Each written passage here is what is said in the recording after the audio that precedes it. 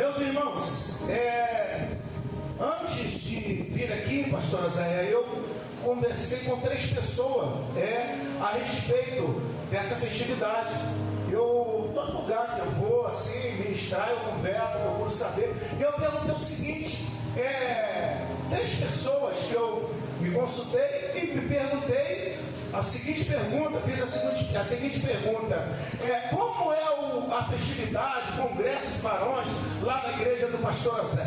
Aí a primeira pessoa que eu perguntei falou assim: é assim, os crentes, os varões chegam, adentram o templo, e quando eles dobram o seu joelho e eles oram alguns minutos, e quando tomam seu assento, eles já começam a glorificar a Deus. Uma glória já começa a entrar por dentro da casa, e a glória começa a contagiar aquele lugar. E eu não me contento, pastor Zéia, eu me dirigi à segunda pessoa e perguntei o seguinte: e quando a glória começa a contagiar aquela casa? Aí essa segunda pessoa me disse assim: olha, aí os crentes começam a entrar na dimensão do Espírito Santo. E eu falei assim: como é isso? E essa pessoa falou assim: eles começam a falar línguas estranhas. E eu não me contendo, pastor Joel, eu fui a terceira pessoa e fiz a pergunta, e perguntei: e quando eles começam a falar em línguas estranhas, e quando eles começam a entrar nessa atmosfera espiritual? Aí essa terceira pessoa me disse: olha, aí começa toda a igreja do mesmo nível receber uma unção poderosa do céu, a glória para todo lado, crente sendo batizado, crente sendo renovado pela presença de Deus. Eu estava sentado ali, um pouco que nós chegamos, eu estava sentado ali e eu observei. Eu percebi a presença dessas 3 pessoas.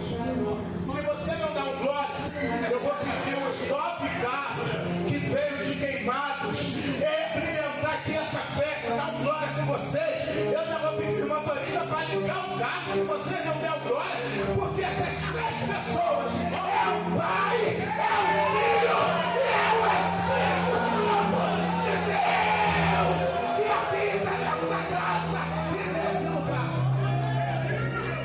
Olha a boca, sube lá. Oh, meu Deus do céu, é a presença de Deus nessa casa. Oh, aleluia. Meu Deus, se nós fôssemos começar a ministrar essa palavra como Deus colocou no meu coração, o tempo é muito curto, mas eu vejo o seguinte: para a gente começar a falar de Moisés, eu estava estudando a Bíblia, e o Senhor falou assim: você tem que voltar atrás 31 capítulos.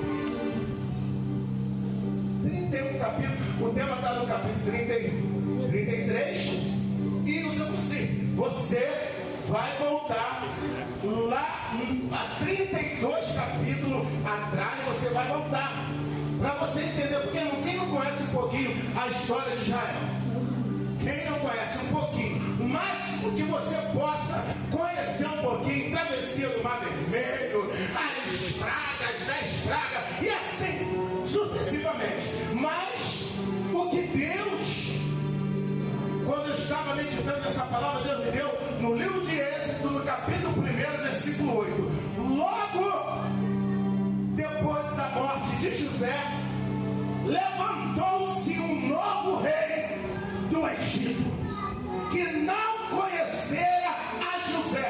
Em outro texto diz assim, que ignorava conhecer a José. E este homem, ele estava no seu palácio, e da janela do seu palácio ele olha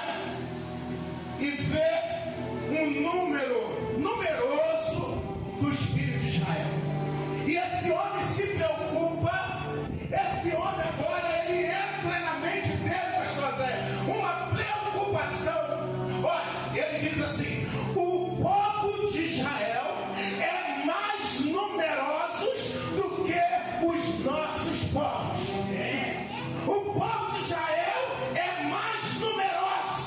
Então, esse homem fez uma reunião, chamou os seus maiorais e começou a dizer o seguinte: olha, eu quero que a partir de hoje vocês dêem serviço árduos, vocês aumentem a carga de serviço para esses homens, porque Israel não pode crescer, eles não podem produzir. Sabe por que eles queriam aumentar a carga? Que quando eles chegassem em casa cansados, tomariam banho, pastor Joel, jantasse e deitasse numa cama e esquecesse de coabitar com as suas esposas, porque eles não coabitando, sabe o que aconteceria? Israel não ia crescer, não ia ter produtividade. Vê se você me entende, pelo amor de Deus. E de repente, esses homens, eles começaram a dar serviço árduos, eles começaram a fazer pirâmides, eles começaram a fazer as suas casas, e levantaram, edificaram, construíam tijolos, trabalhavam no pesado, mas Israel continuava crescendo. Aí esse homem agora, ele fala o seguinte: peraí, eu tenho que parar, porque a estratégia do inimigo é parar quem tem presença. Oh meu Deus, deixa eu falar isso aqui melhor para você. O propósito do inimigo é parar quem tem presença. Amém? Aí ele sabia, o homem sabia que ele tinha que dar uma trava no povo de Israel, não podia mais crescer. Aí o que ele faz? Me chama duas parteiras das hebreias. Me chama duas parteiras das hebreias, né? Cifra e Puã. Chama essas duas mulheres e faz o seguinte: olha só, dá licença, faz o seguinte, ó. Tem uma missão para vocês. E palavra de rei não voltava atrás, pastor João. Tem uma missão para vocês. Vocês vão fazer o seguinte: quando as hebreias forem dar a luz, vocês vão pegar. Se for menino, vocês vão matar. Não deixa nascer. Mas se for menina, preserva a vida. E elas não obedeceram ao rei. Elas não obedeceram. Aquele negócio não entrou no coração dela. Isso não é para mim. Porque quem tem presença, pastor Joel, valoriza as coisas boas e não abraça as coisas erradas. Meu Deus do céu. Aleluia. Elas tinham a presença de Deus na vida delas. Elas assim: eu não concordo com esse negócio. Talvez Cifra olhou para Puã e falou assim: eu também não concordo. Então Israel continuou crescendo. Toda vez que ela chegava lá, o rei fica indignado, pastor Zé. O rei fica indignado. Aí o rei reúne de novo as parteiras. O que aconteceu? Você recebeu uma ordem. Você recebeu uma ordem e não cumpriu. O que aconteceu? Aí ela vai se explicar. Sabe, o rei, as hebreias, elas são mulheres prudentes.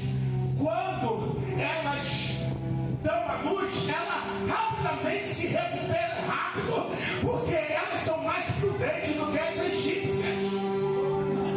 E aquilo parecia ser uma mentira, mas Deus estava naquele negócio. Deus estabelece casa para aquelas mulheres.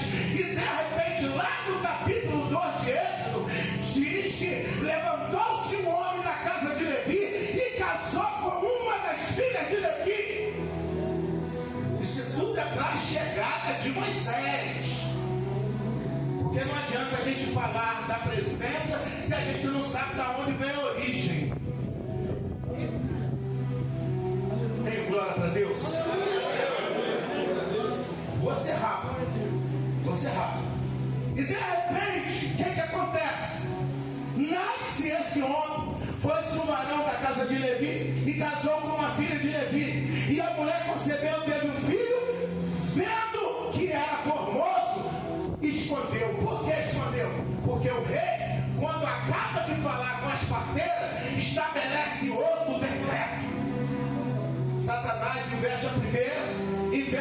segunda para tirar a tua presença, você não cai.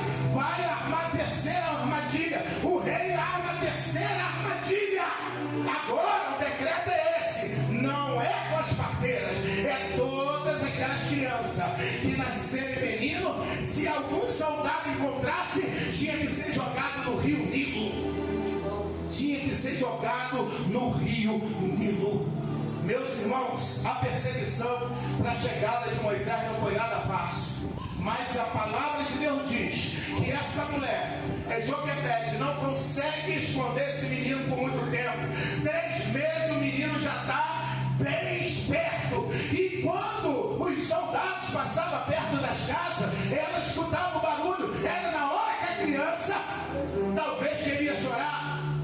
Mas aí, o que acontecia? Quando ela sentia que a criança queria dar um mar de choro, ela chegava e passava um pouco de mel nos seus lábios.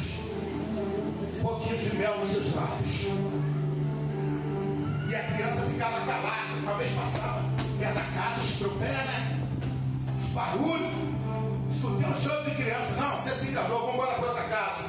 Vamos embora para outra casa. De repente, a criança não pode ser mais escondida. Agora aquela mulher faz o seguinte: ela pega uma arca, betuma por dentro, betuma por fora e coloca lá no meio dos juncos, no rio Nilo, onde tinha crocodilo, né? Segundo os estudiosos dizem que lá o rio tinha crocodilo. Mas o que me chama mais atenção, pastor Joel, é que em meio a tantas as dificuldades, a irmã desse menino, que não tinha nome, porque se é hoje, você ia no cartório aqui de Valença, né? Tem um cartório aqui, né? Ia no cartório de Valença, e registrava o nome dessa criança, vai chamar João, vai chamar Jonatas, mas não podia por causa do decreto. Se alguém soubesse, o endereço é lá, vamos para lá, vamos pegar, vamos destruir, vamos matar. Então aquela criança até então era uma criança anônima, não tinha nome. Ah, meu Deus do céu! E a irmã dele foi à beira da margem do rio, acompanhando todo o processo. De repente, o que me chamou a atenção, pastor Joel, é que as filhas de Faraó tinham banheiras de pétalas, rosas, perfumes dos mais caríssimos. E ela sente vontade de tomar um banho de rio. Filha de rei, de vez de estar numa sauna, uma piscina de pétalas, cheia de rosas, cheia de aromas, sente desejo de ir para o rio. E isso me chamou a atenção. Sabe por quê? Era o trajeto do projeto de Deus para a chegada de Moisés.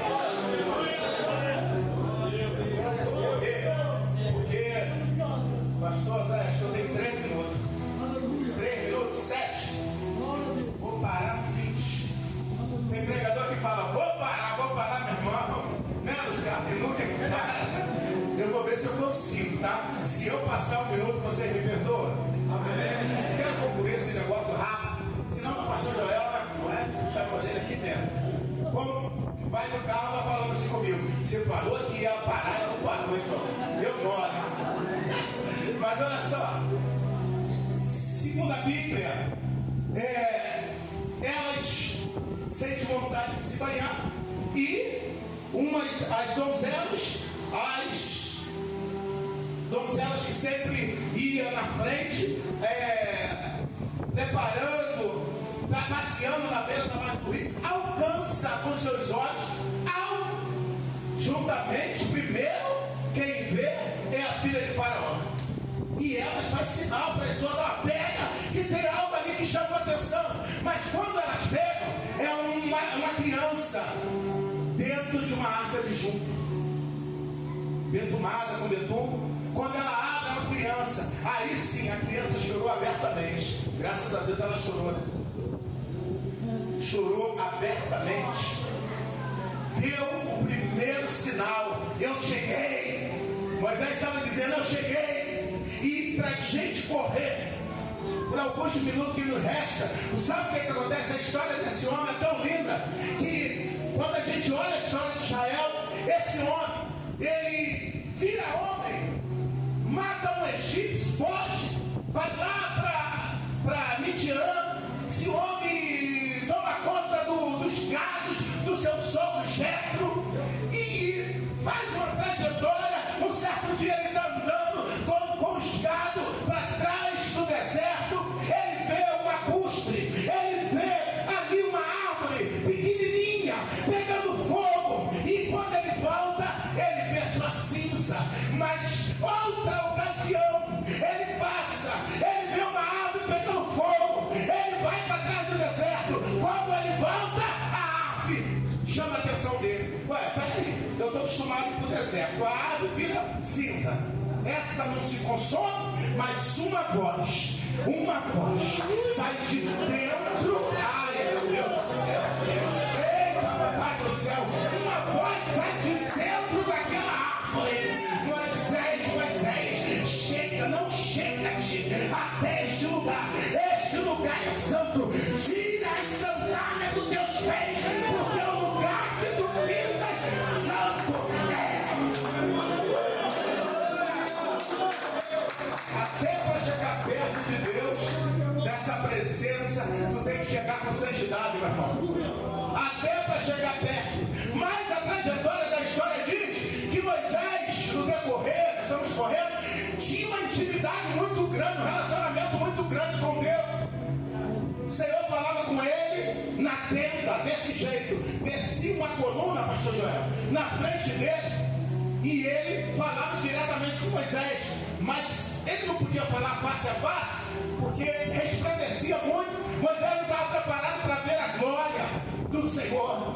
Mas uma nuvem descia e fazia um véu, cobria o rosto de Moisés e o rosto, eita, meu Deus do céu, também do Senhor. Ninguém viu o outro, mas ele ouvia a voz. Agora, rapidamente, no costume judaico acontecia o seguinte: no costume judaico, o filho primogênito, o pai, quando ia falar com o filho primogênito, os demais saíam de perto, mas ele não falava no ouvido. Ele não falava no ouvido. Fica de pé.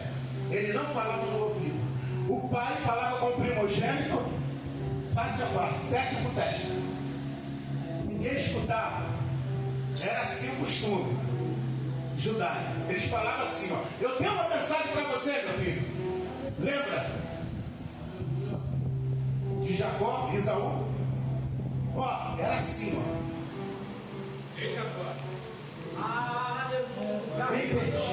Não era no ouvido, a mensagem não era no ouvido, era assim, ó. Falava com ele face a face. Porque quem tem presença de Deus tem essa intimidade com Deus. Quem tem essa presença tem intimidade com Deus. A ponto, 3 minutos que me faltam, a ponto de Moisés fazendo tantas maravilhas, tantos sinais, e o povo sempre ingrato. O povo esquecia muito rápido do que eles viveram no deserto. Passaram 430 anos focados no exército, 400 anos oprimidos pelas opressões diabólicas, e agora liberto da escravidão, vive agora em liberdade, mas sempre se corrompendo. Diz a Bíblia no capítulo 32 que fizeram um bezerro de ouro enquanto Moisés foi ao monte pegar a tábua do mandamento, da lei. E quando ele subiu o monte, estava ali Josué no pé do monte. Moisés ficou 40 dias e 40 noites lá no monte. Josué também no pé do monte, 40 dias, 40 noites. Mas sabe quem tem presença? Ele não vive no seu natural. Eu quero encerrar assim: quem tem presença não vive no seu natural. 40 dias lá, ele não teve fome, ele não teve sede, ele não bebeu água, ele não comeu comida, ele não tomou banho, ele não escovou dentes, porque a presença supre.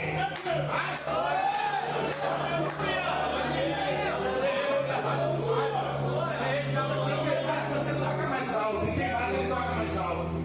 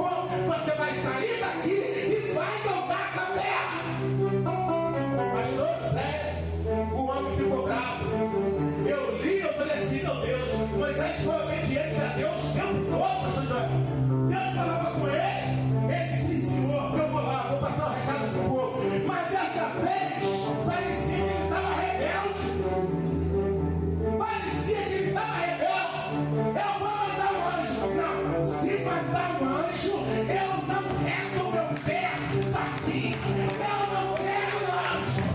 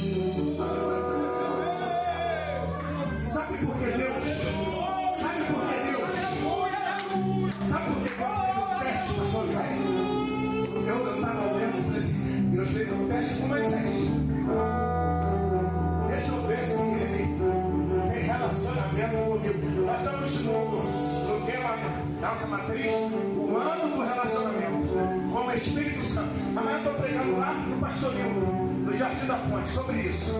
Relacionamento com o Espírito Santo. Deus estava falando assim: Moisés, eu só estava te testando para ver se você ainda tem um íntimo relacionamento comigo. Porque se Moisés não tem mais, não, tá bom. Porque tem gente que vai em qualquer conversa, qualquer outra, ele falou assim: não, se tu não for, eu não vou.